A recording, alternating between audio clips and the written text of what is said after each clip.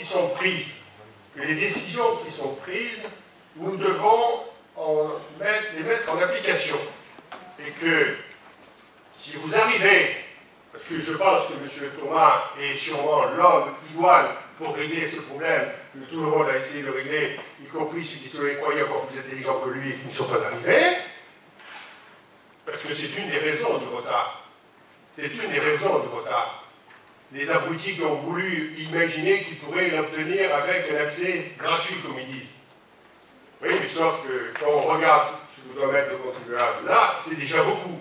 Mais s'il n'y a pas de péage, c'est la totalité qu'il faut mettre en place avec l'argent du contribuable. Il n'y a pas de péage.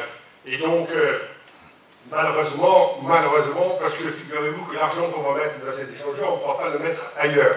Et que donc, je n'avais pu avoir un échangeur sans péage, Dieu que nous aurions été contents nous aussi. Mais ça fait toujours bien de dire, moi je suis le défenseur de la gratuité. Et qu'est-ce que tu fais pour défendre? Tu vas te faire embrouiller, tu vas t'immoler? Non, tu parles, tu vas boîte, et c'est tout ce que tu sais faire.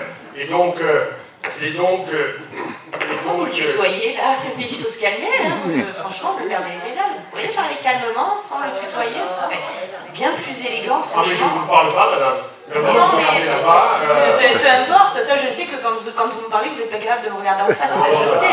Donc, si vous pouviez au moins utiliser le vouvoiement et faire preuve d'un peu d'élégance, pour une fois ça change. Non, mais je ne m'adresse pas à vous, madame, ne vous inquiétez pas, je me rappelle même plus ce que vous avez dit, c'est vous dire. Mais, alors en plus, franchement,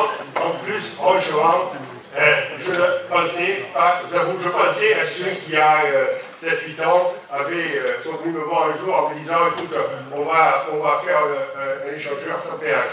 Je leur ai dit, excusez-moi, je vais être un peu brutal, je leur ai dit, malgré le rôle qu'ils avaient dans ce département, je leur ai dit que c'était une connerie. Et effectivement, donc Escota est reparti dans ses calculs, et le temps passe, et les mêmes un jour sont venus me voir en me disant, ah là, tu sais, finalement, on va être obligé de faire un péage. Voilà, je ne dis pas ce que je leur ai dit à ce moment-là, parce que c'est encore plus trivial, mais aujourd'hui, plus le temps passe, plus la charge des collectivités publiques augmente. Quant au tarif du péage, c'est l'État qui le fixe. Ce n'est pas Escota, c'est l'État qui le fixe. Donc, on attendra que l'État dise quel est le prix qu'il considère normal pour ce péage, et puis nous ferons comme tout le monde, nous le subirons. Voilà, je voudrais simplement vous répondre, M. Bernard, je pense que vous auriez dû peut-être décrocher le téléphone, appeler M. Hubert Falco pour savoir comment il avait obtenu la gratuité du second tour. Tout simplement. Ça s'appelle un allongement de concession. Alors, non mais attendez, parce que vous croyez... Non mais attendez. Alors, voilà un homme qui croit que nous, il nous manque beaucoup de neurones et qu'on ne réfléchit pas et qu'on ne s'interroge pas. Vous croyez qu'à la seconde, même avant, d'abord c'est pas la gratuité, je suis navré. Alors là, vous voyez, encore un mot utilisé à tort et à travers. C'est pas la gratuité, pas du tout, il n'a pas obtenu la gratuité. Il a obtenu que ce soit les usagers qui prennent le péage de Bandol ou de Puget-Ville, ce soit eux qui le payent. C'est-à-dire que Escota a obtenu une prolongation de sa concession, donc des recettes sur les autres péages, pour faire, d'ailleurs c'est pas Falco, c'est le département et la région et l'État et tout le monde. Et il a obtenu cela. Et vous croyez qu'à ce moment-là, je n'ai pas pris mon téléphone, que je ne me suis pas déplacé. Évidemment, le président de la communauté ou le maire de la commune, il travaille que le jour de la séance du conseil municipal, le reste du temps, il bouffe des croissants et des petits fours. Non, mais franchement, vous croyez qu'on ne l'a pas fait?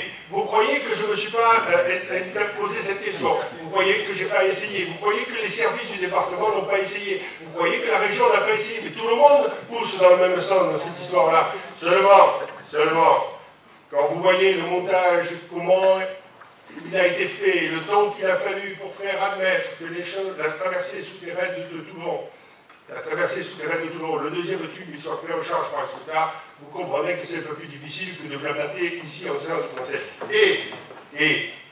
Et je rajoute, que quand on voit à Marseille, la traversée souterraine de Marseille, il y a un péage. Et quand vous voulez traverser Marseille pour aller à l'aéroport, vous le prenez le péage. Qu'il soit cher ou pas cher, vous le prenez. Et nous, on a voulu faire une soi-disant traversée souterraine de Toulon. Je dis nous parce que Ça fait un peu de temps que je suis au conseil départemental, je suis même le plus ancien, si je ne suis pas le plus vieux. Il y a belle lurette que je leur avais dit. On fait un péage, au moins on est sûr que ça sera fait dans les délais. On n'a pas voulu le faire. Vous savez ce qu'a répondu le préfet quand je lui ai proposé? Alors il me dit, c'était il y a 15 ans, hein. Au moins.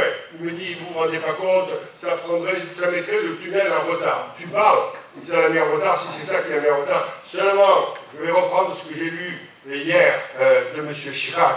Il a eu cette phrase merveilleuse il y a quelques années. Il a dit, dans ce pays, on fait des greffes d'oreilles, on fait des greffes de cœur, on fait des greffes de poumons, mais on ne fait pas des greffes de couilles parce qu'on en manque dans ce pays de l'honneur. Voilà. La séance, qui est contre? Abstention. Contre, je vous remercie. Attendez, contre le avec. Contre. Abstention. Je vous remercie. La séance est levée. Ah non, il y a des décisions.